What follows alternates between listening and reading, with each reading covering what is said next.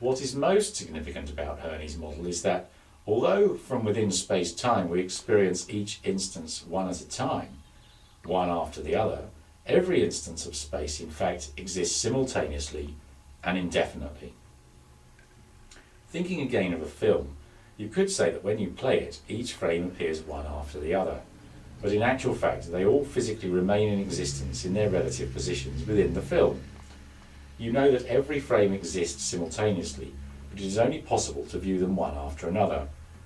And so time can be described as the effect on a body moving continuously forward from one instance of space to the next. And so matter within space, travelling from one instance to the next, appears to be travelling forwards through time. This also explains our perception of time, and why from within the instance that we can consciously occupy, the past or future cannot be perceived.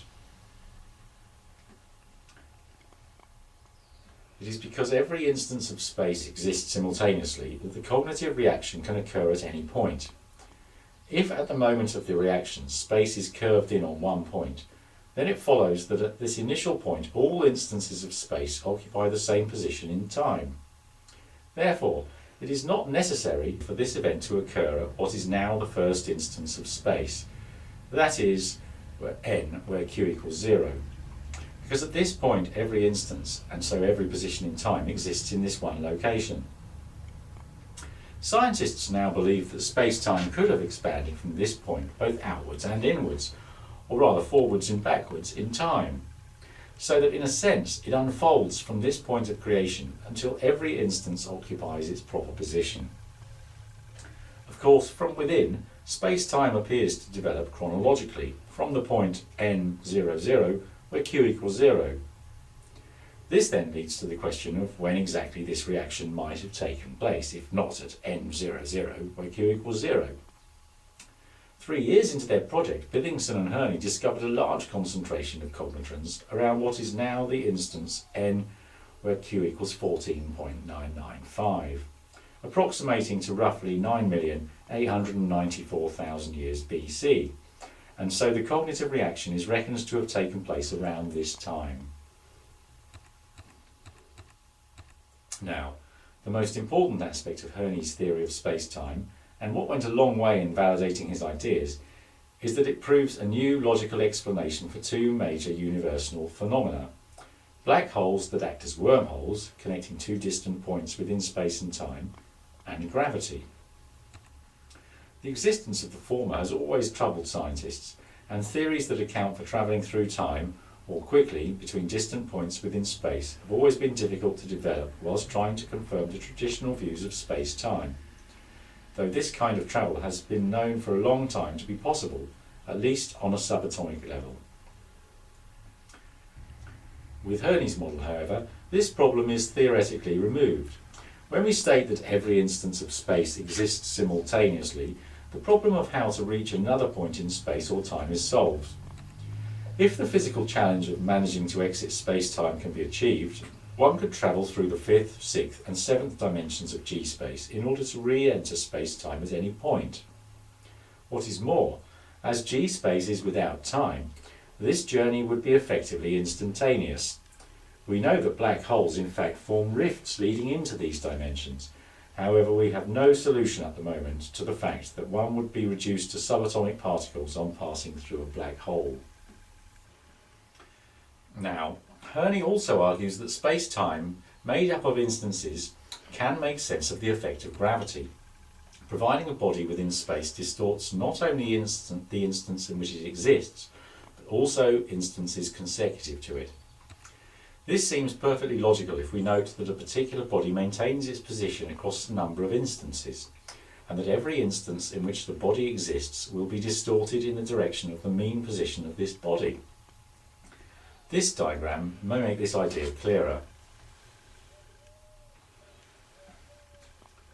We can see that where a particularly massive body maintains a constant position or path in space, the instances in which it exists are compressed, being drawn toward the mean position of the object. For a body in orbit, this distortion will follow the same course through space as the body does within its orbit, and of course it is well known that it is this distortion which holds bodies in elliptical orbits, and that a more massive body will distort space to a further degree. What is interesting about Hearney's model is that it explains why time as well as space is distorted. As instances of space are drawn towards a body, the rate at which matter can pass from one instance to the next decreases, as the pull of gravity acts against this forward motion through time.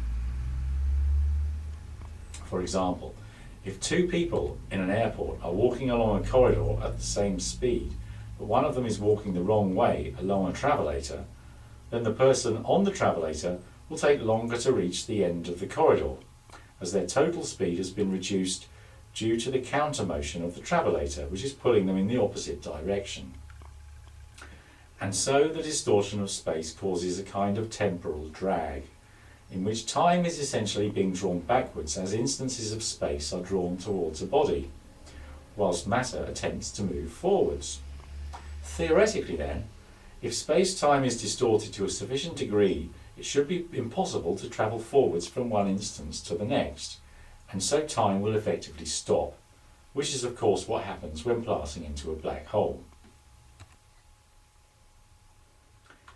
Coming back to the cosmological theorem, we can say then that space-time exists as a series of instances of space, which have unfolded from the point of creation occurring at n, where q equals 14.995, to occupy their correct positions in time. However, it does not necessarily mean that because every instance of space was created at one point, that every event within space-time is fixed.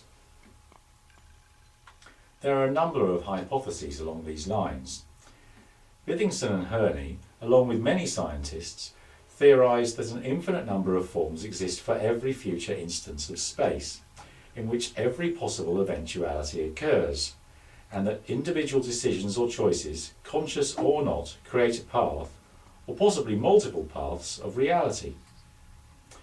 Bythingson-Hearney, however, believe that this applies not only to future instances, but to past instances also, so that since the creation of space-time, numerous possible threads of causality weave their way from beginning to end, creating alternative realities which meander through space-time, intersecting each other at points. Though speculative, this does seem to follow from the former hypothesis, which seems to be substantiated through observations on subatomic particles such as electrons, which appear to follow every possible path through space until observed. Anyway, that concludes the lecture for today. I hope I've made the Bythingson-Hearney Cosmological Theorem more clear for you all. Good evening and goodbye from the Helios Institute. Thank you.